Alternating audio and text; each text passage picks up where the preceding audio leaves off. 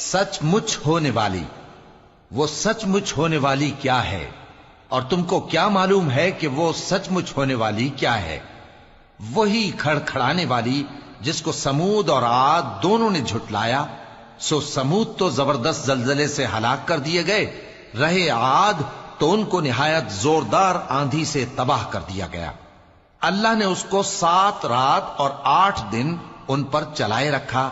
تو اے مخاطب، تو ان لوگوں کو اس میں اس طرح گرے ہوئے دیکھتا جیسے کھجوروں کے کھوکھلے تنے، پھر کیا تو ان میں سے کسی کو بھی باقی دیکھتا ہے؟ اور فرعون اور جو لوگ اس سے پہلے تھے اور وہ جو الٹی ہوئی بستیوں والے تھے، سب گناہ کے کام کرتے تھے، سو انہوں نے اپنے پروردگار کے پیغمبر کی نافرمانی کی تو اللہ نے بھی ان کو بڑا سخت پکڑا۔ جب پانی طغیانی پر آیا تو ہم نے تم لوگوں کو کشتی میں سوار کر لیا تاکہ اس کو تمہارے لیے یادگار بنائیں اور یاد رکھنے والے کان اسے یاد رکھیں۔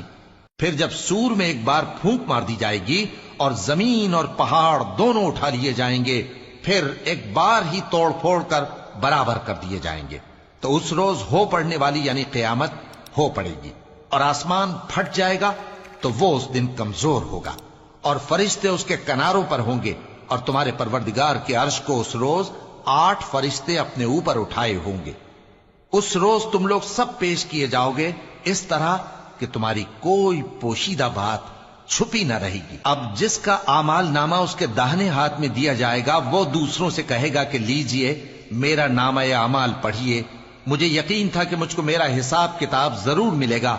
پس وہ شخص من مانے عیش میں ہوگا، یعنی اونچے باغ میں جس کے میوے جھکے ہوئے ہوں گے۔ ان سے کہا جائے گا کہ جو اعمال تم ایام گزشتہ میں آگے بھیج چکے ہو، ان کے عوض مزے سے کھاؤ اور پیو۔ اور جس کا نامہ اعمال اس کے بائیں ہاتھ میں دیا جائے گا تو وہ کہے گا اے کاش مجھ کو میرا اعمال نامہ نہ دیا جاتا اور مجھے معلوم نہ ہوتا کہ میرا حساب کیا ہے۔ اے کاش موت میرا کام تمام کر چکی ہوتی، آج میرا مال میرے کچھ بھی کام نہ آیا، مجھ سے میرا اقتدار جاتا رہا۔ حکم ہوگا کہ اسے پکڑ لو، اب اسے طوق پہنا دو، پھر دوزخ کی آگ میں اسے جھونک دو، پھر زنجیر سے جس کی لمبائی 70 گز ہے جکڑ دو۔ یہ نہ تو اللہ عظمت والے پر ایمان لاتا تھا اور نہ فقیر کے کھانا کھلانے کی ترغیب دیتا تھا، سو آج اس کا بھی یہاں کوئی دوست نہیں اور نہ اس کے لیے کوئی کھانا ہے سوائے زخموں کے دھون کے، جس کو گناہگاروں کے سوا کوئی نہیں کھائے گا۔ سو میں ان چیزوں کی قسم کھاتا ہوں جو تم کو نظر آتی ہیں اور ان کی جو تمہیں نظر نہیں آتی، کہ یہ قرآن ایک معزز فرشتے کا پہنچایا ہوا کلام ہے، اور یہ کسی شاعر کا کلام نہیں، مگر تم لوگ بہت ہی کم ایمان لاتے ہو، اور نہ کسی کاہن کا قول ہے، لیکن تم لوگ بہت ہی کم غور و فکر کرتے ہو۔ یہ رب العالمین کا اتارا ہوا ہے۔ اور اگر یہ پیغمبر ہماری نسبت کوئی بات جھوٹ بنا لاتے تو ہم ان کا داہنا ہاتھ پکڑ لیتے، پھر ان کی رگے گردن کاٹ ڈالتے، پھر تم میں سے کوئی ہمیں اس سے روکنے والا نہ ہوتا۔ اور یہ کتاب تو پرہیزگاروں کے لیے نصیحت ہے، اور ہم جانتے ہیں کہ تم میں سے بعض اس کو جھٹلانے والے ہیں۔